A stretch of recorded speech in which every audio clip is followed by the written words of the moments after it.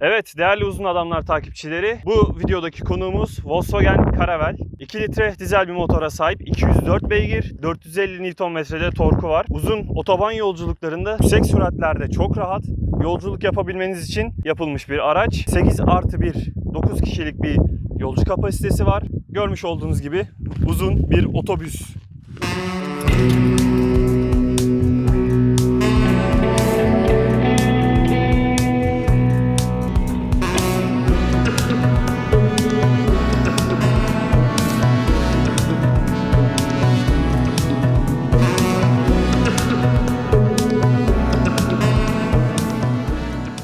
Evet, bugünkü konuğumuz 2016 model. O zamanların biraz daha nispeten sıkıcı tasarım diline sahip fakat eski Transporter ve Caravelle modellerinde de bulunan biraz daha köşeli hatları bu araçta da devam ettirmişler.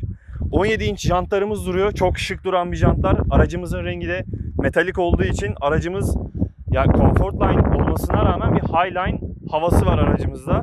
235-55-17 lastiklerimiz var. Aracımızın sahibinin özel kendi isteğiyle aldığı Michelin Primacy 4 lastikleriyle de bu aracın dinamiklerine ekstra olumlu yönleri tabii ki de bulunuyor bu lastiklerin. Tekrardan bu 17 inç jantların içerisine baktığımızda da dolu dolu diski ve büyük kaliperimizi görebiliyoruz. 204 beygirlik bir araç için tabii ki de gittiği kadar durması da önemli.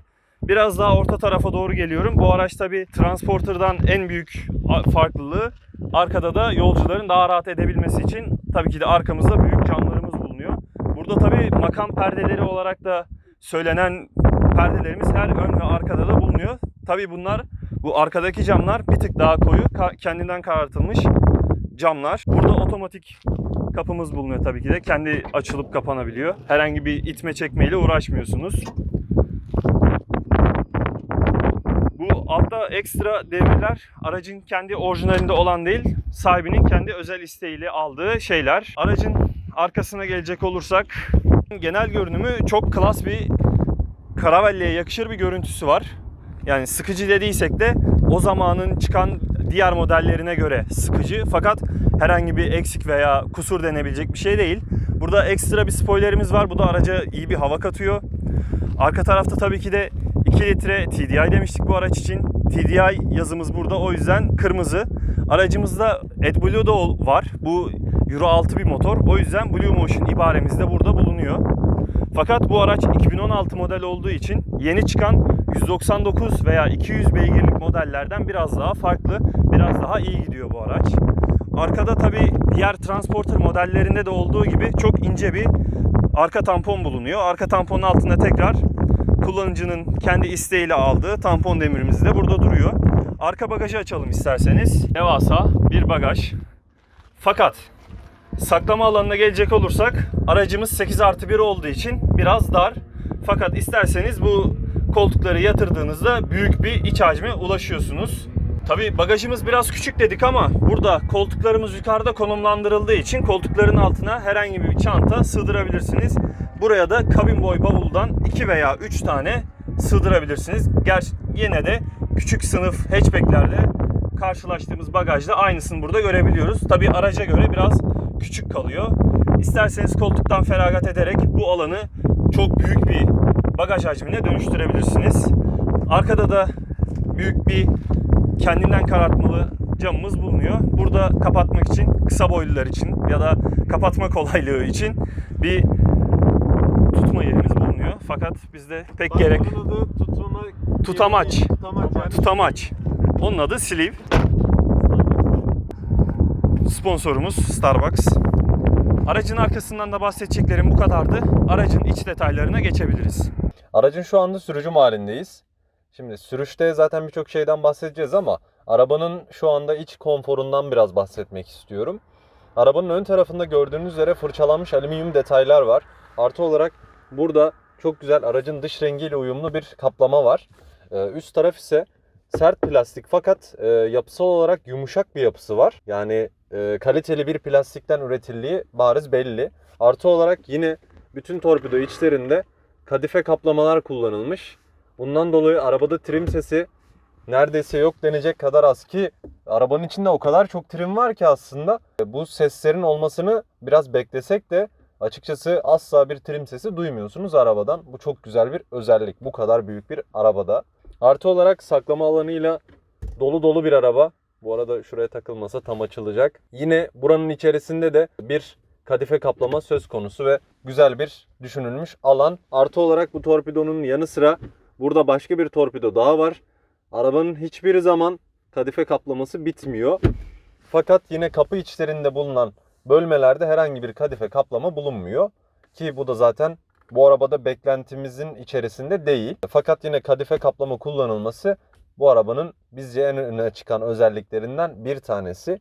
Yine koltuklar da bol etli koltuklar. Yani simit olarak çok güzel bir malzemeden üretilmiş. Kesinlikle çok rahat koltuklar. Uzun yolda sizi çok rahat ettirecek koltuklar. Artı olarak her iki tarafta da, hatta bütün koltuklarda da bu kol dayamalardan mevcut. Yine her iki tarafta da açtığınızda uzun yolda çok güzel bir sürüş açısı yakalamanızı sağlıyor. Bu gerçekten bütün işinizi uzun yolda görecek şekilde tasarlanmış. Yine direksiyon hakimiyetini vesaire gayet rahat sağlayabiliyorsunuz kolçaklara dayanırken. Aradığımız en büyük özelliklerden biri, bu araba uzun yola gidebileceği için bu zaten. Artı olarak yine dediğim gibi burada da bunlar ayarlanabilir şekilde aşağı ya da yukarı hemen şu altındaki tuştan ayarlanabiliyor. Bu güzel bir opsiyon. Şimdi kadran ve iç multimedya kısmına geçtiğimizde ise bu kısım dolu dolu görünüyor.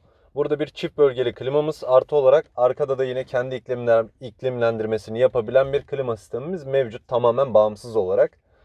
Artı olarak buradan yine arka kapıyı otomatik olarak açıp kapatma gibi bir özelliğimiz söz konusu. Buradan yine park asistanı, ön ve arkada bu arada park asistanı bulunuyor. Fakat bir geri görüş kamerası bulunmuyor. Bu modelle 2016 Comfortline model yılında bulunmuyor. Burada yine start stop'u kapatma tuşumuz var. Direksiyon, multimedya, kadran, bunların hepsi zaten 2016 VAK grubu arabaların hepsinde aynıydı.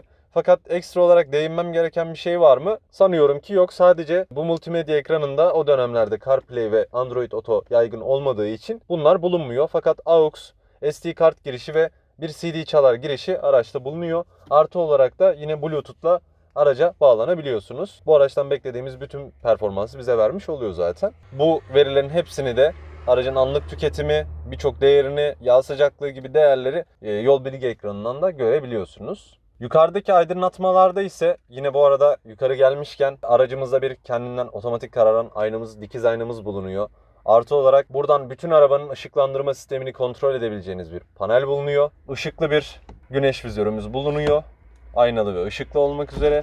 Yine aracımızda Bluetooth bağlantısı olduğu için bu kısımdan bir mikrofon bölümümüz bulunuyor. Aracın ses sistemi ise 6 hoparlörlü bir sistemden oluşuyor ve aracın birçok yerinde konumlandırıldığı için gerçekten tatminkar, bu araç için doyurucu bir ses sistemi bulunuyor.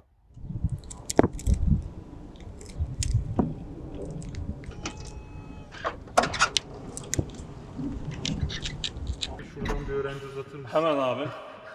Abi bir Aksaray. Aracın ikinci ve üçüncü sıra koltuğunda oturuyoruz. Burada 2 metre bir insanım biliyorsunuz. Onur da 1.90'ın üzerinde. Sen de istersen ön tarafa geçebilirsin istersen. Sen buraya gel.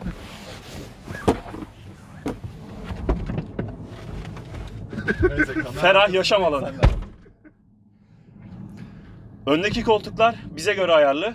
Ön tarafta gerçekten ferah. Arkada yani görmüş olduğunuz gibi kameradan da çok fazla bir diz mesafemiz yok. Fakat araç ferah olduğu için herhangi bir rahatsızlık hissettirmiyor. Bir klostrofobik ortam olmuyor. Burada gerçekten çok rahatım. Hemen başımın üstünde de aydınlatmalar ve burada çok hoş bir klima ünitesi bulunuyor. Arkadaki klima öndeki klimadan ayrı, çift bölgeli diyebileceğimiz bir klima. Çok hoş bir dijital göstergesi var burada ve de gerçekten iyi soğutuyor büyük bir araç olmasına rağmen. İkinci sıra koltuktan söyleyebileceklerim bu kadar. Gerçekten çok rahat. Burada seyahat etmek isteyebilirsiniz.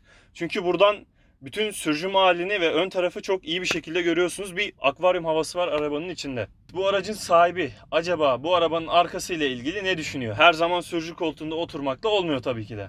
Hele bir de sürücü böyle sakin sakin, nazik, böyle ağır ağır gittiği zaman böyle sanki bir Evet. uçan alıda seyahat ediyormuşsun gibi bir havası var. Böyle o yollarda, otobandaki o yaylanması mesela böyle fıs fıs fıs. Çok Gerçekten rahat. çok güzel, rahat Yani evet yani. gerçekten rahat bir araba. Yani burada ikinci veya üçüncü sıra koltukta diz mesafesi nasıl acaba? Herhangi bir fark var mı? Şöyle. Eşit mi? Şu öne göre birazcık daha dar. Biraz daha dar gidiyor galiba. En arkası biraz daha dar yani.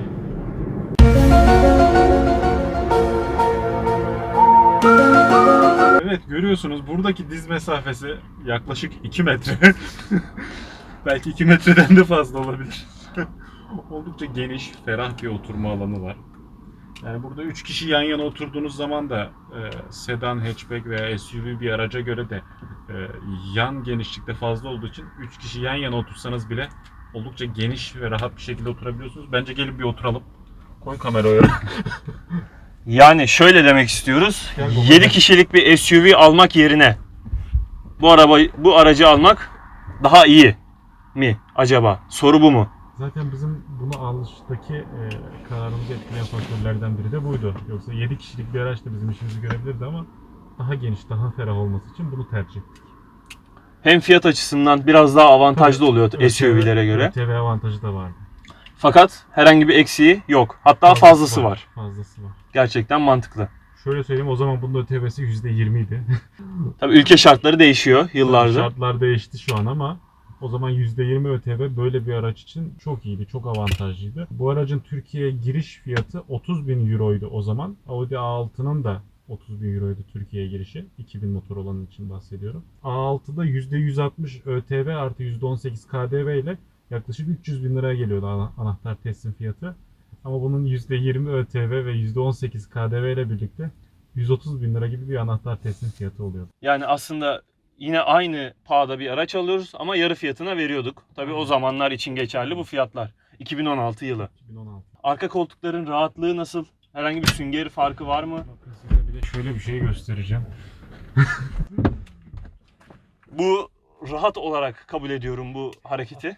Önceki Volvo'da da direksiyon kılıfına laf edilmişti. Bu araçta da tabii ki de bu içerideki halıyı görecekten sonra kesinlikle laf edenler olacak ki içeride biraz sonra göstereceğimiz Orijinal.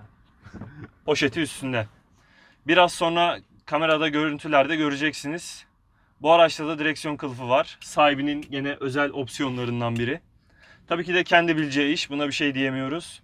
Tabii ki de o da bir arabacı olarak neyin doğru neyin yanlış olduğunu çok iyi biliyor.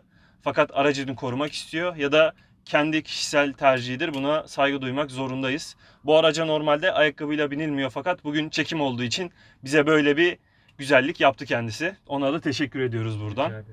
İçeriden de arka taraftan da şimdilik bahsedeceğim bu kadar. İstanbul kart geçiyor mu? Geçmez. Buradan bir öğrenci.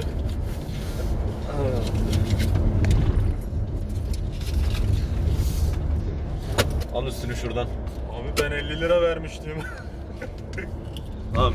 İnerken şey yaparız. Şimdi Onur, ilk başta sana şu soruyu sormak istiyorum. Bir binek otomobil kullanıcısı olarak alışkın olduğun şeyler genelde son zamanlarda B hatchback'ler, B segment hatchback'ler. Onlardan sonra bu arabayı kullanmak, bu otobüsü kullanmak daha doğrusu nasıl hissettiriyor sana? Ya açıkçası bu arkadaş bayağı değişik bir hissiyat bırakıyor insanda. Çünkü özellikle arabanın hacmi, aracın uzunluğu, aracın boyutları devasa olduğu için bir kere tekrar şu girizgahı yapalım.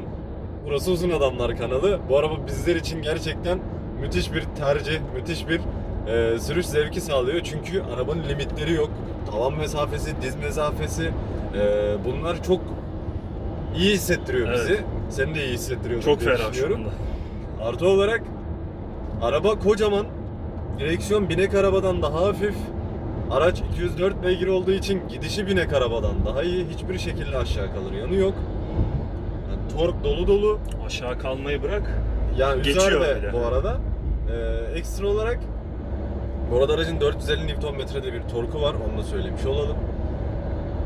Aracın konfor öğeleri vesaire çok fazla olduğu için aynı zamanda yani bu kadar uzun, bu kadar büyük yankı yapabilecek bir arabada sessiz gidebiliyor olmak gerçekten insanı güzel hissettiriyor ki zaten iç detaylı incelemede de aracın torpido içlerinin, işte kapı içlerinin ne kadar kaliteli malzemeden, ne kadar özenilerek tasarlandığını görebilirsiniz. Ya onu demişken herkes sert plastikten yakınıyor. Fakat burada üretim kalitesi çok yüksek olduğundan herhangi bir trim sesi veya dokunduğunuzda herhangi bir kötü hissiyat bırakmıyor. Ya şimdi baktığın zaman bu arabanın segmenti ticari. Ruhsatta ne kadar otomobil geçse de. Bu arada 8+1 bir Koltuk dizilimi var fakat araç otomobil olarak geçiyor. Bu en büyük avantajlarından biri bu arada. Şimdi araç zaten bahsettiğim gibi bence uçan halı gibi. Yani çok net bir uçan halı içerisindesin. Kapalı bir hazne fanus, kocaman bir kavanoz fakat yalıtımlı bir kavanoz gibi düşünebilirsiniz bunu. Siz ne düşünüyorsunuz yolcular? İlk gözüme çarpan şey dik ön cam oldu. Gerçekten şu ağ sütununa baktığında neredeyse 90 derecelik bir açıyla geliyor. Çok ferah. Gerçekten her yeri çok rahatlıkla görebiliyorsun. Bunu çok beğendim. İç mekan kalitesinde de şu an bakıyoruz. Hani Comfortline bir araç, bu Highline'da değil, en üst paket değil. Bu arada Fakat herhangi bir eksiği yok bence. Yani Highline almayı gerektirecek bir ekstra olarak bilmiyorum yani, ben öyle bir şey görmedim. zaten şöyle, bu araç hatta aracın sahibi Emre daha iyi aydınlatacak bizi bu konuda. 2016 yılında alınmış bir araba bu. Bu araba alındığı senede galiba Highline opsiyonuyla gelmedi zaten. Az önce döndük. Biraz bir yatma eğilimi oldu aracın, fakat lastiklerden de kaynaklı olarak herhangi bir tedirginlik, herhangi bir şey hissettirmedi. Ki yani bunu her seferinde vurguluyorum ama kütle devasa, gerçekten Evet. devasa. Buna rağmen bu arabanın bu kabiliyetlerini konuşabiliyor olmamız bence enteresan olan kısım zaten. Videoyu buraya kadar izlediyseniz kanala abone olmayı, beğen butonuna basmayı ve bizden gelecek yeni içeriklerden haberdar olmak için zil butonuna basmayı unutmayın. Şuraya bir yere koysun bizim şu an. Hani o virajlarda yatıyor gibi bir hissi var ya araba. Evet. O biraz da böyle süspansiyonların yumuşak olmasından dolayı ama araba yatıyor hissini verdiği anda bile mesela ani bir direksiyon tepkisini, mesela atıyorum sağa bir viraja girdin, araba sola doğru yatıyor. Yine sağa doğru aynı yönde direksiyon vursan bile seni tedirgin etmiyor. Evet, o güveni hissediyor. Hiç Zaten- endişe duymuyorum yani arabanın içinde. Bir de şey var mesela, gücünden dolayı mesela atıyorum viraj içinde yatma eğilimine girdiğinde kike oturduğun zaman o ön tekerleklerin asılmasıyla birazcık kafayı dışarı doğru açıyor ama yatma biraz daha azalıyor arabada. Yani özellikle şoför koltuğunda bunu zaten çok net hissedebiliyorsun. Çünkü araba aynı zamanda hissedilebilir bir araba. Gerçi bu arada o Volvo'nun da ilan reklamı olmuş oldu bayağı. Takipçiye gitti. Çok Evet, bir takipçimize oradan da kendisine sattık izliyorsa arabayı. selam olsun, güle güle kullansın. Emin abi inşallah memnunsundur arabadan. Gerçekten güzel bir arabaydı. Hala hatıraları bizde yaşıyor. Sürekli yad ediyoruz. Şey çok güzel. Mesela uzun yola gidiyorsun. Bak mesela ben bununla bir seferde işte Antalya, işte Mersin, Adana, Antep, Urfa bir sürü yere gittim geldim. Hakikaten uzun yolda bir otomobile göre çok daha rahat seyahat ediyorsun ve yormuyor insan. İşte Audi, Mercedes, Volvo, onları da kullandım. O kadar araba kullandım. Ama hiçbirinde samimi söylüyorum şundaki o sürüş keyfini alamıyorum. Şöyle bir gidelim o zaman. Bu arada hiçbir şey yok. Yani o kadar rahat Soluksuz gidiyor ki, gidiyor. soluksuz gidiyor şu anda. Vites geçişleri de tamamen sarsıntısız, hiçbir şey hissedilmiyor. Rüzgar sesi gelmeye başladı şu Evet. an. Ama yine de bir Yani otomobil, bir sedan, bir hatchback gibi bir hissiyat. direksiyonda vesaire hiçbir şey yok şu anda ve hani süzülüyor araba resmen. Hatta hızlandıkça araba daha da stabil hale gelmeye başlıyor. Evet Onur, bu araç hakkında daha fazla bahsetmek istediğin herhangi bir konu var mı? Yani daha bahsedilecek çok bir konu kaldığını düşünmüyorum. Artı olarak zaten aracın dış görünüşünden bahsettik. Evet. İç sistemlerinden bahsettik. Merak edilebilecek aracın iç hacmiyle alakalı, oturuş düzeniyle alakalı, bagajla alakalı birçok bilgi verdik. Yine uzun yolda ya da herhangi bir sürüşte bu aracın kullanıcıya ve kullanıcılara neler sağlayacağı hakkında bilgi verdik. Bir yakıt tüketimi hakkında bilgi vermedik sanıyorum ki. Evet, bir tek o kaldı diyebiliriz şu an. Yakıt tüketimini de bugün ölçmedik açıkçası ama Emre, sen bu konuyu anlatabilir misin? Şöyle 2 ton ağırlıklı ve rüzgar direnci çok yüksek olan bir araç hakkında konuşuyoruz. 2000 motor çift turbo şarj, 7 ileri DSG vites ve 204 beygir gücüne rağmen Bu arabanın yakıt tüketimi bence oldukça ekonomik. Uzun yolda sakin kullanımla ben 6,5 litre değerini gördüm. Bu fabrika verisi değil, birebir kullanıcı deneyimi. Evet, araçla ilgili daha fazla anlatacağımız bir şey kalmadıysa videomuzu burada sonlandırabiliyoruz. Evet, bizce yine keyifli bir video oldu. Umarım sizin için de bilgilendirici bir video olmuştur. Yine bildiğiniz üzere herhangi bir sorunuz olursa Bize bize iletebilirsiniz. oradan yorum olarak yazabilirsiniz. Ekstra olarak en rahat geçirdiğimiz bir incelemede bu olabilir. Evet. Herhangi bir ne sıkıştık ne başka bir şey oldu. O konuda çok iyiydi. Şimdilik hepinize hoşça kalın. Diğer videolarda görüşmek üzere. Kendinize iyi bakın, hoşça kalın.